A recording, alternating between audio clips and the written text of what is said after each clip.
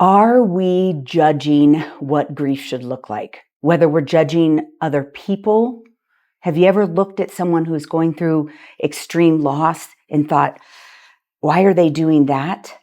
Or maybe even yourself, feeling like you should be able to have gotten through this. It's been a year. Why is the pain so deep? I remember when my husband passed, and even now, a year and a half later, I still feel judged by the way in which I am grieving publicly.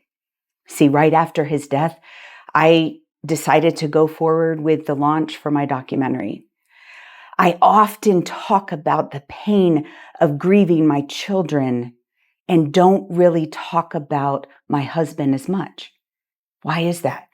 Is the love different? Is the love more? Is the grief different? Is the grief more? Yes, yes, and yes. And that's okay. It is okay to be unique in your grief. When we look at public figures who are grieving, most recently, Erika Kirk, several years ago, Vanessa Bryant, who lost her husband and daughter in a helicopter accident. And I am often triggered when people are talking about their grief, how they are grieving. You know, right now there's a lot of things online about Erika Kirk taking the CEO position of her husband's company, how she's crying publicly, how she's speaking publicly. And all of these judgments about her and her relationship with her husband. And it's only been a couple weeks since his tragic murder. Vanessa Bryant, whose very public husband was killed in a helicopter accident. And people were talking about his extramarital affairs and just judging their relationship. Could you imagine sitting at home reading those things as you're trying to grieve your husband? You see, grief is sacred, but the trauma, the other things that get enmeshed with it, really impact how we can grieve. My name's Dr. B. I'm a psychiatric nurse practitioner with over 25 years of clinical experience, but I know grief intimately. I've lost 3 children and my husband over the course of 20 years, and I barely get a chance to catch my breath before something else happens. And most recently, my husband passed a year and a half ago. And I do want to take a minute to introduce him. We were married in our 20s, really believed in marriage and family, and everything was very outwardly perfect. No, and not even any internal conflict with us. A great relationship for about 7 years. We had 2 biological children, raised 5 children. This man was a teacher, football coach. Everybody loved Bundy. But life got hard and it got real. And this is where grief gets confusing, right? Because there's real life issues in all relationships, especially long-term relationships. In the course of losing Johnny in a drowning accident, Reggie being diagnosed with catastrophic epilepsy, then our other biological child being diagnosed with the same disorder, and then my husband. So 10 years of multiple traumas within our family and our relationship. And I would be lying if I said that didn't impact how close my husband and I were. And then the last 5 years of his life was kind of a hospice mentality. I knew he was going to leave me. And so my public-facing grief that looks like it's not as traumatic or painful as my daughter's is survival. Those are real relationships. And so when we, want to judge a public figure like Erika Kirk or Vanessa Bryant and pick at what was maybe not perfect about their relationship, that's us judging. It's judging grief. And grief is sacred. And every relationship that we lose, even if it was a relationship that was difficult, is still grief, right? Think about, I've worked with several patients who come to me and their divorced spouse has passed away. And they don't know what to do with those feelings because they were divorced. You still have grief of losing that person, that relationship. And so it's important for us as a culture, as a people who want to show up for ourselves and want to show up for other people, to honor the uniqueness of grief and not to judge it. We sometimes teach this 5 stages of grief, which I have multiple videos about why that's not practical. And we think that everyone should go through them like the textbook. But our hearts, our souls are not a textbook. And grief is a journey.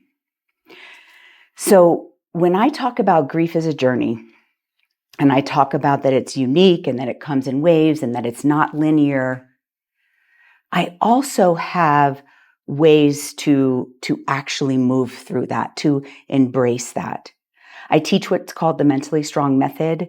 And if you click the link below, there's a worksheet called Think, Organize, Choose. And those are the 3 words I teach over and over again. Like every situation that you are facing, if you think through it, organize it, and make choices in line with where you're trying to go, you will come out stronger.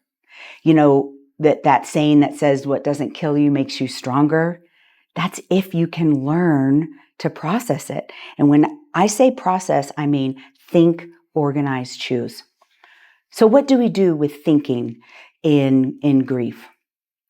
Well, you feel those initial pains, the sadness, the sometimes shock and denial that we talk about when it comes to grief.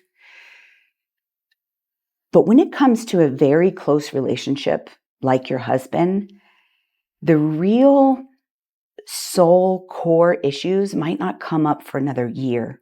And so when I look at Erika Kirk, and it's only been, maybe a month since her husband was assassinated, she's not even started. And so let's pour out grace to her energetically. I don't know her personally, right? The choices that she's making now are survival choices. And so when you get that worksheet, it'll talk about what do you need to think through. And so you're going to write down whatever grief you're going through, right? But then at the bottom of the first page, it lists 10 different categories.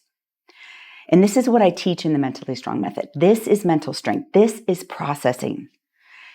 We have to organize those pieces because grief gets enmeshed with everything that we are thinking. In the Mentally Strong Method, there are 10 categories. Obviously, grief is a specific category, and that's what we're talking about here today. But trauma is a specific category. And trauma and grief are often enmeshed together. So losing a child is, without a doubt, trauma. Losing a spouse, probably also trauma, right? And being able to separate what is grief and what is trauma, because grief is sacred, trauma is harmful. I'm going to repeat that. Grief is sacred, trauma is harmful. So for me, it was multiple traumas, right? Losing my husband in the act of his death on that day was not traumatic, but the 10 years of fighting for our children, always thinking someone was going to die, multiple seizures, what's the next thing? That is trauma. And those things that happen in your life, create negative neural pathways. Our body holds on to trauma, and it is harmful. But grief, we will all experience grief. Grief is sacred. Grief is spiritual. And being able to separate those two is a journey, but I want to make sure that you understand in the Think, Organize, Choose, we are separating grief and trauma. But there's other things that our grief will trigger. So I can go back to the Erika Kirk and watching the news around this and seeing the comments and people judging that she has taken the CEO position of her husband's company. And I remember standing on the stage weeks after my husband's death, everyone just seeing my documentary and just feeling judged, like she shouldn't be up there. She should be in her room crying. Like, I was still in shock, obviously, but also I was making a choice. And in the Mentally Strong Method, one of the 10 categories is choice. And I made a choice that day that I would move forward with the documentary because I know that's what my husband would want. I know that's what my children would have wanted. So it was a choice that I made. It's not the wrong choice. It's not that I should have been doing something else. And so for us to make judgment on Erika Kirk that she should not be taking on a CEO role is not ours to make. That is part of her choice. And I also mentioned Vanessa Bryant. She was actually very quiet in her grief. She did not do anything publicly in the several years after her husband and daughter's death. That was her choice. Do you see that there's not a correct way to grieve? But making sure that our choices are our choices and they're not enmeshed with the grief and the trauma. Erika Kirk still has to take the time to sacredly grieve, work through the trauma. And whether she can do that while being CEO is not our judgment to make. Another category that comes up often in grief is negative self-talk. Those buttons that are pushed inside of you that you're not good enough, that you could do better, that if you would have done such and such, this wouldn't have happened. Or another category, spiritual conflict, that dialogue of God doesn't love me, or there is no God, there is nothing after this, or trying to hold on to linear beliefs that, they are in heaven and I'm going to see them again. That wouldn't necessarily be a spiritual conflict, but acknowledging that grief is also part of your spiritual journey and putting those things into categories so that you can do different things, right? Because grief is sacred, and how we grieve publicly is not about a brand. It is survival. And I can tell you, I talk about this often, that Mentally Strong was my safety net. It was survival in the midst of losing Maya and then my husband, right? That's my story.